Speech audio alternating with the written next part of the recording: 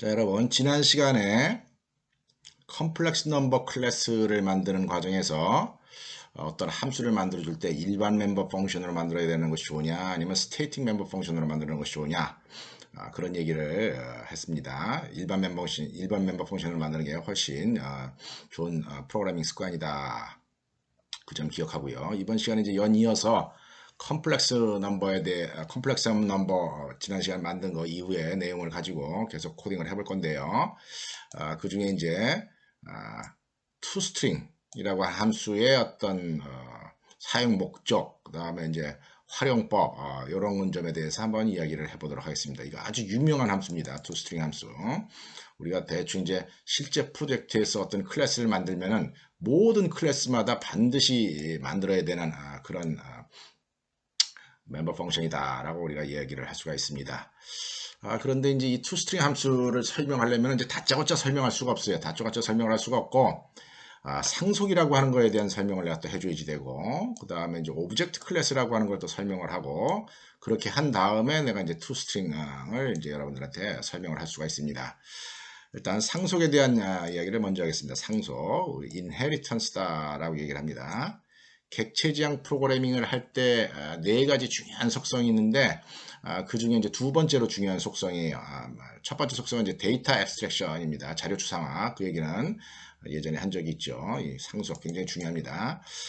대신에 이제 오늘은 이 상속에 대한 얘기를 중점적으로 하는 게 아니라 이 toString 함수를 설명하기 위해서 내가 상속을 설명하는 거기 때문에 좀 간단하게 설명하겠습니다. 간단하게 설명하고 이거 아마 다음 주 11주차 정도 말미에 지금이 잠깐만요. 지금이 10주차니까 11주차 수업 말미에 아마 이제 상속에 대한 아주 정확하고 자세한 얘기를 내가 하게 될 겁니다. 그러니까 오늘 상속을 정확하게 이해를 못 하더라도 일단 그냥 넘어가고 다음 기회에 좀 더 자세하게 내가 설명을 할 테니까 그런 기회가 있을 거다라고 기대하기 바랍니다.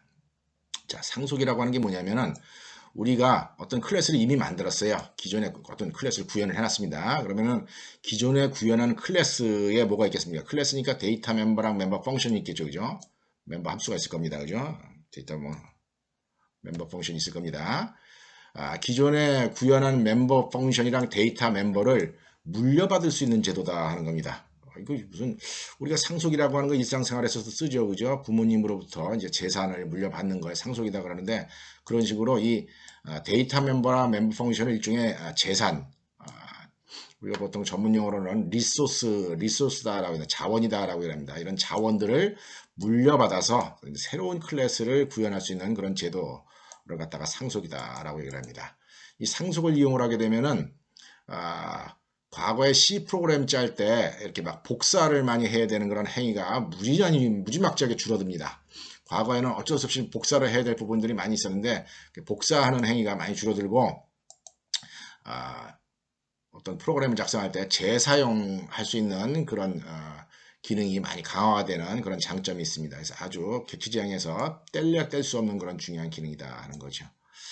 자, 이런 이해를 한번 보도록 하겠습니다. 사람을 보통 우리가 뭐로 분류합니까? 포유류라고 분류하죠. 포유류. 포유류는 또 동물의 일종이다라고 볼 수가 있죠. 그죠? 동물은 또 뭡니까? 생물의 일종입니다. 그죠? 생물은 이제 사물입니다. 사물. 자, 코끼리도 보면은 코끼리가 포유류, 동물, 생물, 사물 이렇게 분류가 되죠. 뱀은 어떻습니까? 뱀은 포유류가 아니죠. 그죠? 그래서 파충류. 그 다음에 동물, 생물, 사물 이렇게 된다는 거죠. 자, 사과 같은 경우는 사과는 과일입니다. 이게 뭐 정확하게 뭐 학문적으로 분류한 건 아니니까 그냥 대충 그냥 그렇다라고 하는 정도로 이해하기 바랍니다. 사과, 과일. 그 다음에 식물이다 하는 거죠. 식물도 일종의 생물 아닙니까? 생물. 그 다음에 사물이다 하는 거죠. 상추, 채소다 하는 거죠. 채소, 식물이고 생물이고 이것도 사물이다 하는 겁니다. 또 자동차 뭡니까? 일종의 vehicle이다 그러죠. vehicle 탈 것이다. 공산품이다 하는 거죠. 그죠? 무생물. 공산품은 무생물이죠. 그죠? 무생물도 어쨌거나 일종의 사물이다 하는 거예요. TV는 탈 것이 아니라 가전제품이죠. 그죠? 가전제품이고 이것도 공산품이고 무생물이고 사물입니다. 이런 식으로 우리가 일상생활에서 눈에 띄는 웬만한 사물들을 이렇게 분류를 하는 그런 사고를 합니다. 이런 사고를 하는데 이런 상황을 갖다가 우리가 상속이다라고 얘기를 해요. 상속이라고 하는데 여기 맨 위에 있는 사물 모든 다 공통적인 것들입니다. 공통적인 것들이고 공통적인 그 중에서 생물. 자, 생물의 특징은 뭡니까? 생물의 특징. 생물의 특징은 살아있는 거니까 아무래도 뭔가 변한다 하는 특징을 갖고 있죠. 그죠? 움직인다. 식물도 사실은 움직입니다. 식물도 크기가 자라나면서 움직인다는 거죠. 그죠? 무생물은 어떻습니까? 이거 어디다 달나라에다 갖다 놓고 1년 만년 그대로 두면 어떻게 됩니까? 그대로 남아있죠. 무생물은. 반면에 생물은 이게 시간이 지날수록 모양이라든지 형태가 바뀌거나 혹은 크기가 변하는 그런 특징을 갖고 있습니다. 그죠? 그래서 여기는 변한다라고 하는 함수가 있고 여기는 안 변한다라고 하는 함수로 그런 특징을 갖고 있다는 겁니다. 동물인 경우는 어떡합니까? 동물인 경우는 능동적으로 움직이니까 뭐 move 이런 함수가 있다 하는 겁니다. 식물이 형태는 바뀌지만 뭐 위치를 움직이는 않죠. 펄쩍펄쩍 뛰어가지는 않으니까. 또 식물인 경우에는 어떤 기능이 있을 수 있냐면은 광합성을 한다 이런 기능이 있다는 거죠. 광합성을 한다. 얘네들은 움직인다. 포유류 같은 경우에는 무슨 특징이 있습니까? 포유류는 젖꼭지의 객수 이런 특징이 있습니다. 젖꼭지. 포유류는 젖꼭지가 있죠. 그죠? 어떤 사람은 예를 들어서 젖꼭지가 2개인데 뭐 코끼리는 젖꼭지가 6개다. 정확한 건 아닙니다. 그럴 수가 있다는 거죠. 젖꼭지 개수가 이제 데이터 멤버로 쓸 수가 있고. 근데 파충류는 젖꼭지 없죠. 그죠? 젖꼭지 없는 대신에 얘네들은 주로 비늘이 있는가요? 얘네들은 파충류의 특징은 이제 몇 도 이후로는 못 산다. 그래서 파충류는 이제 좀 뭡니까? 얘는 저기 햇볕을 쬐야 된다. 춥기 때문에 가끔가다 얘네들 낙어라든지 뱀들 이렇게 날씨 추울 때 가서 햇볕 쬐는 거 그런 기능이 있습니다. 그리고 포유류는 햇볕이 뜨거워서 오히려 그늘을 찾아다니죠. 그죠? 이런 식으로 사람과 코끼리의 공통적인 걸 모아서 포유류를 만드는 거고 포유류, 파충류의 공통적인 거를 모아서 동물을 만드는 거고 또 동물과 식물의 공통적인 사항을 모아서 생물을 정하는 거고 또 생물과 무생물의 공통적인 거. 이 세상의 모든 만물은 다 사물이다 라고 얘기를 하는 겁니다. 그랬을 때 이 사물을 우리가 뭐라고 얘기를 하냐면 영어로 이거를 오브젝트다 라고 얘기를 합니다. 자, 사물을 오브젝트라고 얘기를 하고 또 이제 일상생활에서는 thing이라고 얘기를 하기도 합니다. 그죠? 어디서는 이제 그래서 만약에 이게 내가 뭐 객체지향 언어를 맨 처음 만들었으면 이거를 만약에 내가 영어가 짧으니까 오브젝트라고 안 하고 thing이라고 했을 수도 있습니다. 일단 프로그래머 언어에서는 오브젝트를 씁니다. 오브젝트나 thing이나 똑같은 말입니다. thing이나 의미가 똑같은 거예요. entity라고 하는 것도 똑같은 거예요. entity도 사물이라고 하는 뜻을 갖고 있습니다. 그래서 보통 프로그래밍 언어에서는 객체다라고 해서 오브젝트를 쓰고 데이터베이스랑 관련되는 내용에서도 이런 상황이 필요해요. 데이터베이스랑 관련되는 상황에서는 오브젝트라고 하는 말보다는 엔티티라고 하는 말을 더 많이 씁니다. 엔티티라고 하면 뭐 학생 엔티티, 뭐 교수 엔티티 이런 식으로 이야기를 합니다. 똑같은 용어들이다 하는 거죠. 그래서 우리가 프로그래밍을 하면서 이제 사람이라고 하는 클래스, 코끼리라고 하는 클래스 이런 막 클래스들을 만들게 되는데 이런 클래스를 만들 때 이런 클래스는 다짜고짜 그냥 다짜고짜 하늘에서 뚝 떨어지듯이 만드는 게 아니라 기존에 있는 것들을 물려받아서 맨 위에 오브젝트라고 하는 클래스가 있는데 이 오브젝트 최소한 오브젝트 클래스로부터 상속을 받아가지고 프로그래밍을 짜도록 조치가 돼 있다 하는 겁니다. 자, 일단 잘 이해가 안 가더라도 대충 이런 정도로만 우리가 설명을 해야 되겠습니다.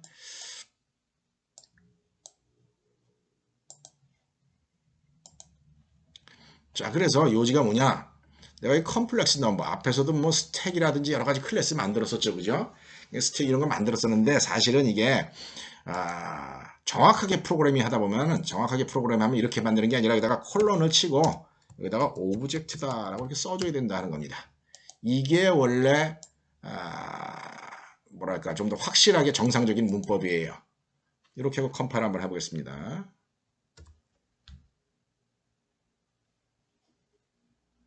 우리 지난번에 컴플렉스 넘버 만들었던 결과입니다.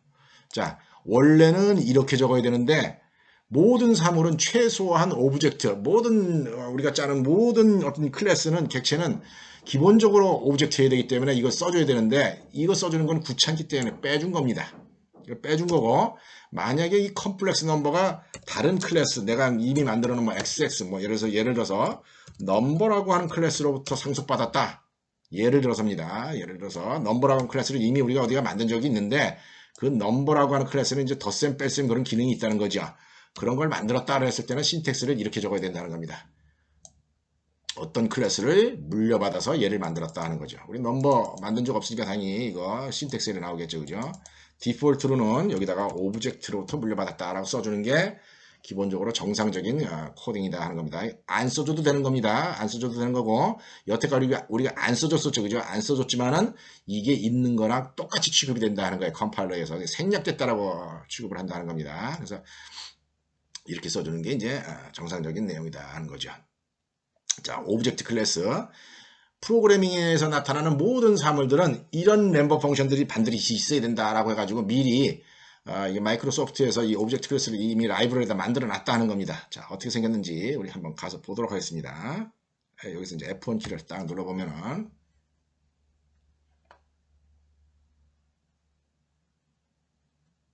이렇게 오브젝트 클래스라고 하는 게 있다 하는 거죠. 자, 단넷에 나오는 클래스 계층에 모든 클래스를 지원한다. 모든 클래스를 지원한다는 건 이게 제일 꼭대기다 하는 겁니다.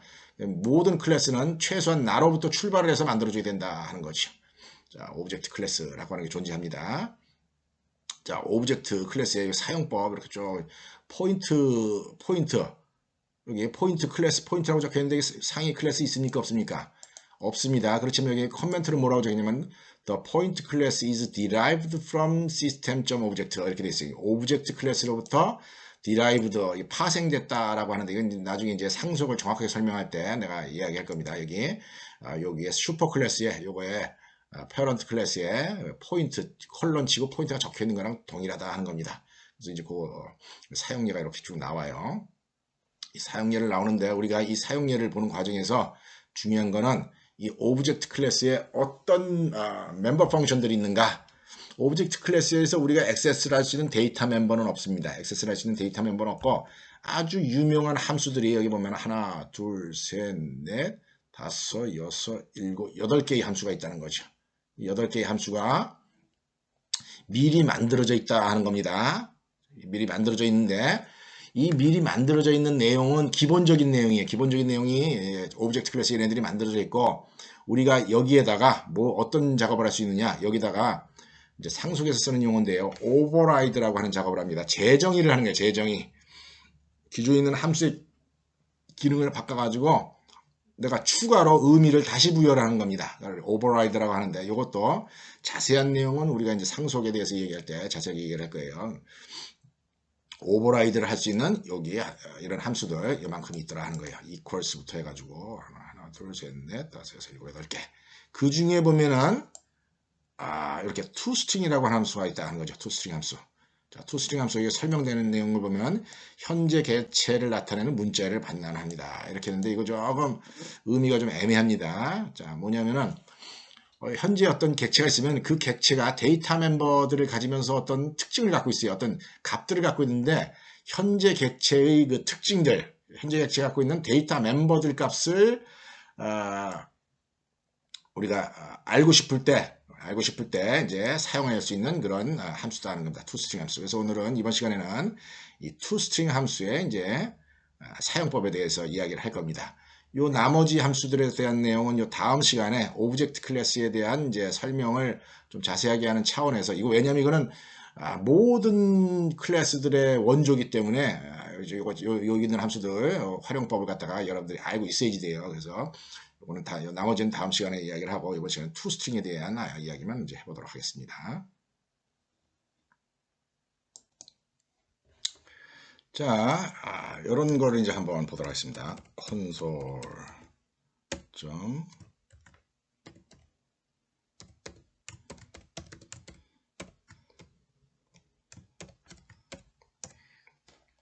자, 여기 이전까지는 이제 앞에서 있었던 이야기고요. 여기서부터 이제 한번 보도록 하겠습니다.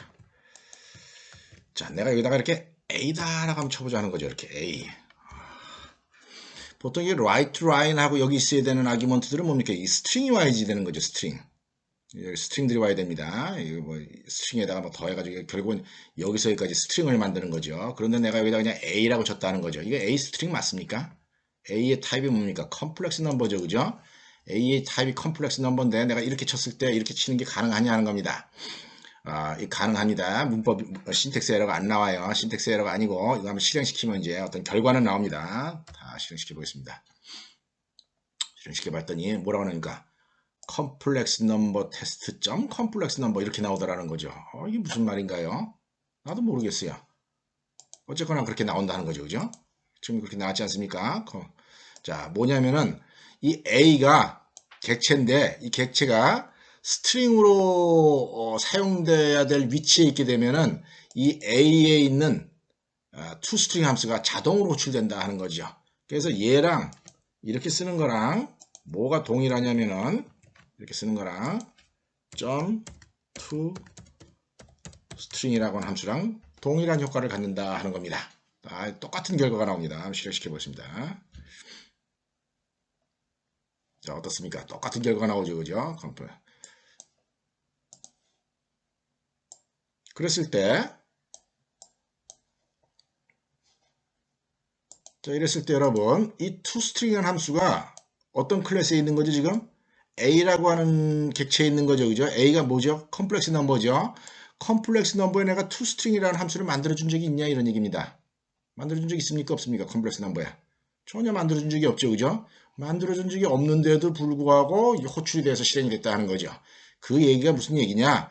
이 A라고 하는 컴플렉스 넘버가 뭐로부터 상속받았느냐면은 오브젝트로부터 상속받았고 그 오브젝트에 toString이 있는데 그 toString 함수를 물려받아서 여기서 사용하는 그런 상황이다라고 얘기를 한다는 겁니다. 물론 아까 얘기했듯이 요거 여기다 적어도 되고 안 적어도 무방합니다. 안 적어도 지금 이거 별 문제 없이 돌아갑니다. 그래서 아무것도 안 죽었을 때는 오브젝트 클래스를 상속받았다라고 여러분들이 이해를 하면 됩니다. 요 점은 사실 이제 자바에서랑 다 똑같죠. 자바에서도 상황이 똑같죠. 자바에서도 상황이 똑같습니다. 자바라고 하는 문법은 이제 다음에 여러분 배우게 되는데 자바에서도 똑같은 상황이 있습니다. 자, 그런데 이제 우리 프로그래머가 해줄 수 있는 일이 뭐가 있느냐? 이런 일을 해줄 수가 있어요. 프로그래머가. 오브젝트에서 정의된 그런 함수에 대해서 오버라이드라고 하는 행위를 한다는 거죠. 오버라이드라고 하는 행위를 했는데 이 오버라이드라고 하는 행위는 뭐냐면은 원래 이 함수가 해야 될 그런 기능을 내 마음대로 변경을 하는 겁니다. 그래서 재정의를 한다라고 우리가 이렇게 보통 번역을 할 수 있겠어요. 자, toString 함수의 시그니처는 이렇습니다. public에 return 타입이 string입니다. string이고 함수 이름이 toString입니다. 이게 이제 toString 함수의 뭐랄까 원본 이제 그 시그니처인데 이 toString이라고 하는 단어의 의미를 한번 알아보시죠. 무슨 뜻이에요 이게? 이 to가 전치사입니다. 전치사. 그러니까 스트링으로 이런 뜻이에요. 스트링으로. toString 하면 toString으로. toArray 하면 뭐겠습니까? to배열로 이런 얘기예요. toInteger 하면 정수로 이런 뜻이에요. 그러니까 스트링으로 변환해라 라고 하는 그런 함수의 의미를 갖는다 하는 겁니다. 보통 이제 내가 이렇게 함수, 이 라이브러리 이제 함수 시그니처인데 이게 시그니처인데 내가 이 오브젝트 클래스에 있는 이 toString 함수의 기능을 내가 오버라이드해서 바꾸고 싶으면 여기다가 뭐라고 적어야 되느냐? 여기다가 적기를 이렇게 적어줘야 됩니다. 이렇게 적어주게 되면은 이 상위 클래스, 오브젝트 클래스에 있는 toString 함수에 대해서 내가 재정의를 하겠다라고 하는 의사표현을 한다는 거죠. 여기다 아주 간단하게 이렇게 쳐보겠습니다. 리터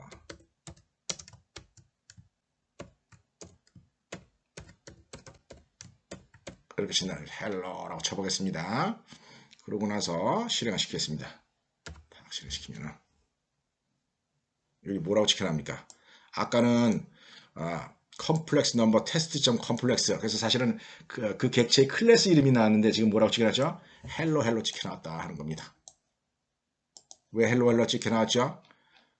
자, 여기에서 a.toString 하면 조금 전에 만든 함수로 가는 거 여러분들 눈치챘죠, 그죠? 그렇게 헬로 찍혀 나오는 거고, 여기다가 그냥 a라고만 쳐도 똑같이 알아서 저기 찾아서 호출된다라고 하는 점을 여러분이 꼭 기억해야 된다는 거예요. 꼭 toString 함수라고 쓸 필요 없이 그냥 a라고만 이렇게 써도, a라고만 써도 바로 이 자리에 가서 헬로가 찍혀 나온다는 거죠.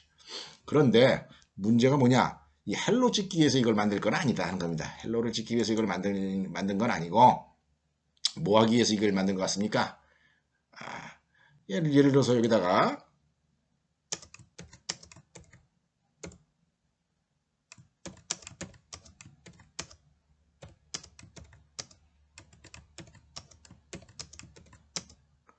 이런 일을 하기 위해서 만드는 거다 하는 거죠. 뭐라는 거예요? A 객체의 정보 찍고, 콤마를 찍읍시다. 콤마. 그 다음에 B 객체, 콤마. 이렇게. 복소수 몇 개입니까? 복수 A, B, C 값을 찍기 위해서 이런 일을 하는 거다 하는 거죠. 지금은 뭐라고 찍혀 나오겠어요? 이거 만약에 실행시키면은 헬로 이렇게 헬로 콤마 헬로 이렇게 나올 거예요. 그죠? 요 toString 함수의 목적은 보통 이런 형식으로 사용을 하는데, 이 객체의 상태 값을 확인하는 용도로 사용한다라고 여러분들이 알고 있으면 됩니다. 뭘 확인한다고요? 상태 값을 확인한다라고 하는 얘기를 합니다. 자, 상태 값이라고 하는 게 뭐냐면은 이 복소수의 데이터 멤버 값을 얘기하는 거예요. mx가 얼마고 my가 얼마인가 하는 거를 나타내기 위해서 쓴다 하는 거죠. 자, 그러면 어떻게 하면 되느냐? 아주 간단하게 하려면 이렇게 하면 됩니다.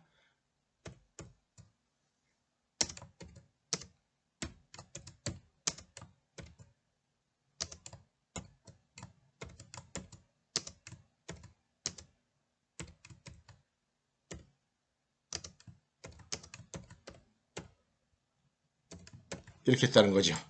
자, 빈 스트링부터 시작해야 됩니다. 문자열을 만들어야 되기 때문에 얘는 실수기 때문에 이렇게 되면 이제 얘랑 이 실수가 합쳐서 문자열로 만들어지겠죠. 그래서 간단하게 따면은 실수부 플러스 허수부 I 이런 꼴이 된다 하는 거죠. 한번 실행시켜 보겠습니다. Ctrl F5.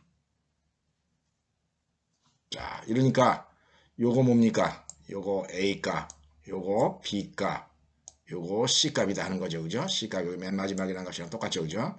이렇게 나오니까 뭔가 복소수 찍어낼 때 아주 편하다 하는 거죠. 이런 용도로 사용되는 게 toString 함수다 하는 겁니다. 자, 여러분, 우리 이 교재 내용에 보면은, 이 교재 내용에 내가 이제 배포한 교재 11번째 프로그램이 컴플렉스 넘버입니다. 11번째 프로그램이 컴플렉스 넘버인데, 그 컴플렉스 넘버는 좀 프로그램 여기 toString 함수를 거기도 toString 함수가 있어요. 여러분들 직접 확인하기 바랍니다. 거기도 toString 함수가 있는데, 거기 있는 toString 함수는 조금 지저분하게 만들었어요. 이거보다 좀 지저분하게 만들었습니다. 왜 지저분하게 만들었느냐? 이런 경우 때문에 지저분하게 만들었습니다. 자, 만약에 1.2 플러스 1.5i 이렇게 돼요. 여기 마이너스죠. 허수부가 마이너스다는 겁니다. 만약에 이런 형태의 데이터를 출력을 해라. 이런 형태의 데이터를 출력을 해라. 그러면 어떻게 나오겠습니까?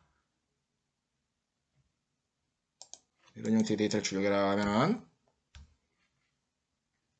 이렇게 나올 거다 하는 거죠. 이게 좀 보기가 어떻습니까?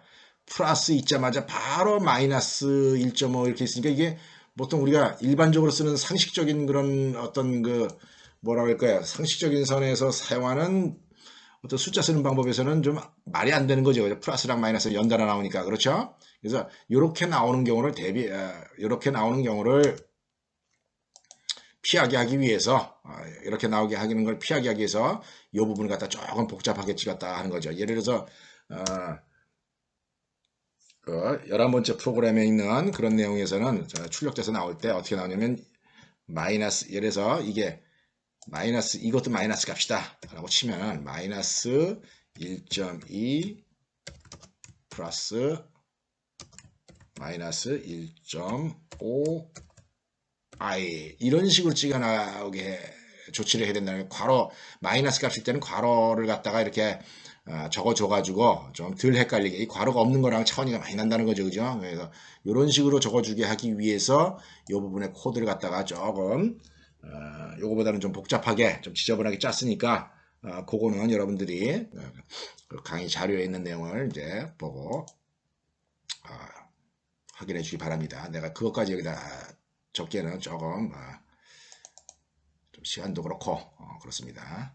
자, 기왕 이렇게 투스트링 함수를 하나 배웠으니까 다른 경우에 투스트링 함수 또 어떻게 사용되는지 한번 사용해 보도록 하겠습니다. 우리 스택 만든 적 있었죠, 그죠? 스택 만들었을 때도 스택에 무슨 내용이 남아 있는가 그런 거를 알고 싶다 하는 겁니다. 자, 그런 경우에 어떻게 할 건가 한번 작업을 해보도록 하겠어요. 지난번에 우리가 짰던 프로그램 중에 아마 제네릭 클래스 만든 적이 있었습니다. 그죠? 제네릭 클래스 만드냐. 다 띄운 다음에 합시다.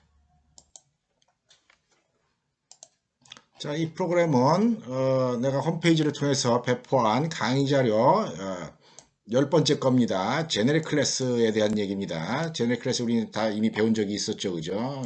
강의 자료 10에 있는 거 그대로 쓰도록 하겠습니다. 이렇게 보면 이제 인티저 배열, 뭐 인티저 스택, 더블 스택, 스트링 스택 이렇게 만들어 푸시 팝 같은 걸 쭉 합니다. 그러고 나서 뭐 팝 한 것도 써보고 is empty도 적어보고 막 그렇습니다. 그러고 나서 실행을 딱 시켜보면은 자, 이런 결과가 나온다 하는 거죠. 이런 결과가 나오는데 내가 지금 해보고 싶은 건 뭐냐? 내가 지금 해보고 싶은 거냐면은 스택에 이거 좀 더 집어넣을까요? 데이터가 좀 부족하네요. 여기서 여기까지는 다 없애버리겠습니다. 그냥 어차피 작동을 하는 거니까 없애기도 좀 그렇고 그리고 asempty는 없애고 좀 더 집어넣읍시다.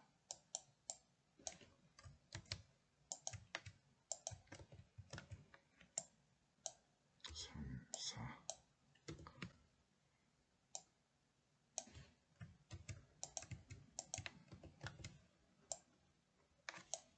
10 0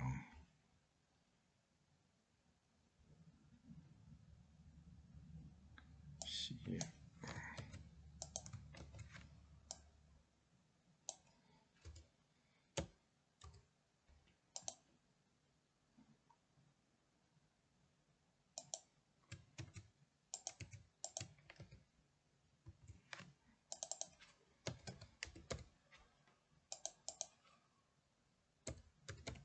자, 이렇게 해서 좀 데이터를 좀 더 집어넣도록 하겠습니다. 이렇게 집어넣고 난 다음에 여기에 팝 A에 대해서 팝 두 번 했어요. 그럼 몇 개 남겠습니까? 1, 2 남겠죠. 그죠?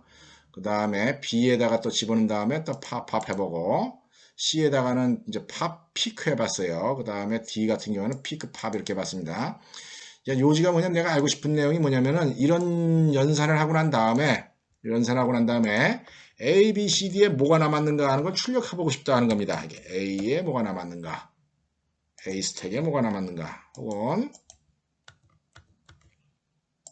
B 스택에 뭐가 남았는가, C 스택에 뭐가 남았는가, D에 뭐가 남았는가 알고 싶다는 겁니다. 이렇게 쳤다라고 칩시다. 이거 이제 컴파일 시켜보겠어요. 이렇게 탁 시켜보면은 이런 일이 일어난다 하는 거죠. 렉처 10이라고 하는 네임스페이스에 있는 스택 클래스고 뭐 아규먼트가 이런 거로가 들어가는 거다라고 되어 있습니다.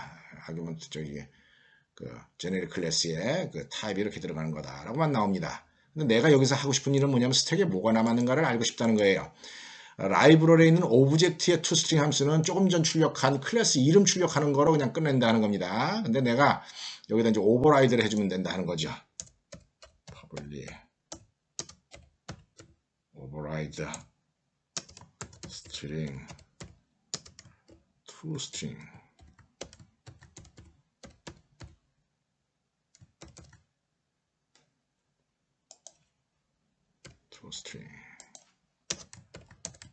해가지고 내가 스택에 있는 내용을 쭉 출력을 해주면 된다는 겁니다. 자, 스택에 지금 뭐가 들어가지냐?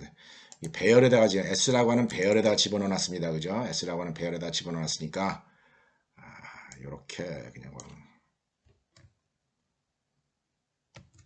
S라고 하는 배열에다 집어넣어 놨으니까 사이즈까지 하면 안 되겠네. 탑까지 해야 되겠네요. 그죠?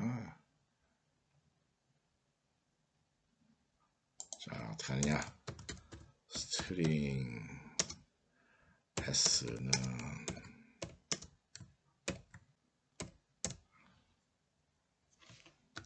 for 제로서부터 i가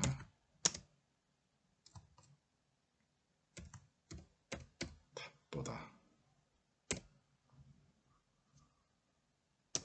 i 플러스 플러스 s는 s 플러스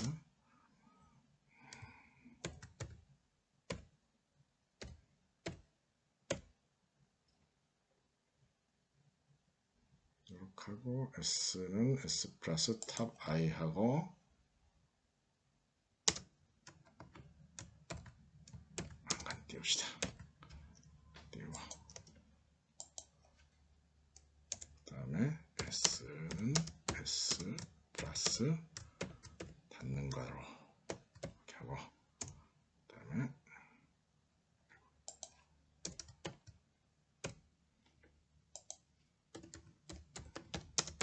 이런 용도로 쓴다 하는 겁니다.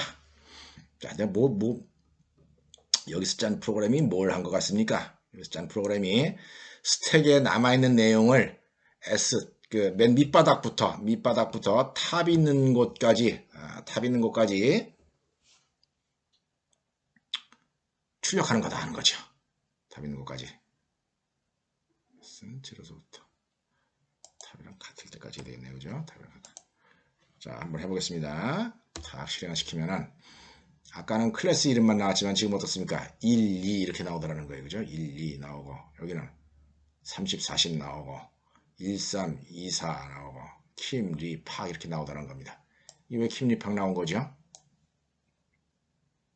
그 스택에 대한 작업을 한 결과예요. 아까 보면 킴, 리, 팍을 넣고 나서 어떻게 했어요?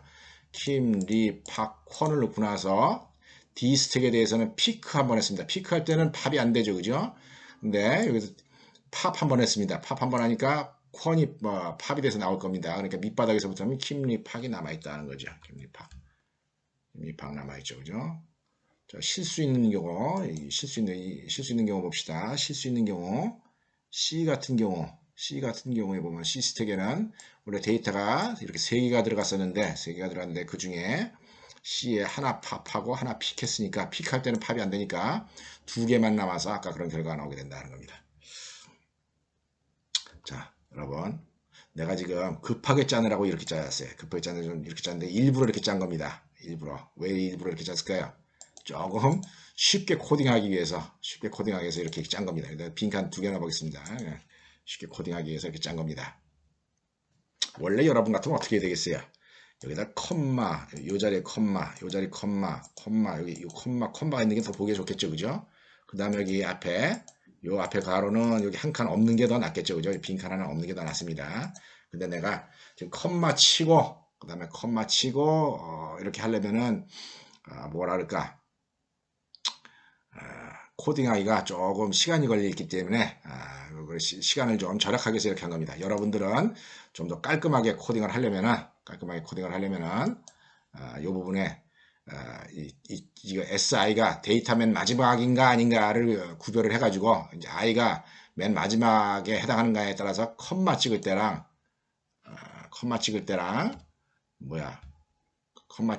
혹은 뭡니까? 그냥 빈칸 콤마가 없을 때랑 이걸 구별을 해줘야지 됩니다, 여러분들. 그거를 원래는 해줘야 되는데 한번 해볼까요? 정말 그래도 뭐 33분이니까 뭐 한 1, 2분. 자, 그래서 내가 잠시 일시 중지라고 미리 짜버렸습니다. 자, 뭡니까? 맨 끝일 때에는 그냥 데이터만 붙이고 중간일 때는 여기 콤마를 붙여가지고 출력을 하게 하면 좀 깔끔하다 하는 거죠. 맨 앞에고 빈칸 안 쓰고 여기도 안 쓰고. 실행시켜 보겠습니다. 실행시키면 딱 20, 30. 여기 아까보다는 훨씬 더 깔끔하게 찍혀 나왔죠. 그죠? 여기 만약에 스택의 내용이 비어 있을 때 이렇게 꺽쇠가로 닭구로만 딱 찍혀 나온다는 겁니다. 어쨌거나 프로그래밍을 이렇게 개발하면서 어떤 객체의 상태값을 알고 싶을 때, 객체의 상태값을 보통 이렇게 스트링 형태로 알고 싶을 때 우리가 무슨 함수를 만들어 준다? toString 함수를 override해서 만들어져서 이제 사용을 하면은 아주 편하게 쓸 수가 있습니다. 자, 이렇게 할 때 여러분들 꼭 기억해야 되는 거 여기 toString이다 라고 하는 함수 호출을 안 하고 그냥 변수 이름만 써도 된다 라고 하는 점 여러분들 꼭 기억하기 바랍니다. 그 다음에 또 이런 것도 가능해요. 그러니까 뭐가 가능하냐면은 그래서 string x는 이래 놓고 여기다가 어떻게 하냐면은 a는 플러스 a 이런 것도 가능하다는 거죠. 요거는 스트링이고 여기다가 이 스트링 요거 원래 스택이죠. 스택을 더하려다 보니까 얘가 스트링 형태로 변환이 되지요. 변환이 되지 됩니다. 그러다 보니까 여기서 여기까지 합쳐져 가지고 그냥 스트링 문자로 만들어진다는 거죠. 이렇게 한 다음에 출력을 하면 뭐가 나오겠습니까? 이렇게 한 다음에 x를 출력해다라고 하면은 이렇게 나올 거다 하는 겁니다. a가 이렇다라고 나올 거다 하는 거죠. 자, 여기 만약에 t 이렇게 하면 또 어떻게 나오겠습니까? t는 이렇다라고 나온다는 거죠. 아주 그래서 뭔가 하여튼 뭐 출력하면서 어떤 객체의 상태를 볼 때 아주 도움이 되는 아주 훌륭한 함수다 하는 겁니다. toString이. 그래서 이 toString 함수 실제 응용 실제 중요한 프로그램 짤 때는 거의 모든 클래스마다 여러분들이 toString 함수를 오버라이드를 해야 될 아마 의무가 있을 겁니다. 왜냐면 회사에서 일을 하게 되면은 왜냐하면 어떤 객체가 변하는 상태 값을 자주 확인을 해야 되기 때문에 그런 목적으로 사용되는 함수이기 때문에 어떤 클래스를 만들 때마다 꼭 이 함수를 만들 필요가 생긴다 하는 겁니다. 자, 이런 정도로 해서 오늘 오브젝트 클래스에 있는 toString 함수에 대해서 알아봤고요. 다음 시간에 연이어서 오브젝트 클래스에 쓰던 나머지 함수들 뭐 equals라든지 여러 가지 함수들이 있는데 그거에 대해서 한번 알아보도록 하겠습니다. 이 정도로 마치도록 하겠습니다.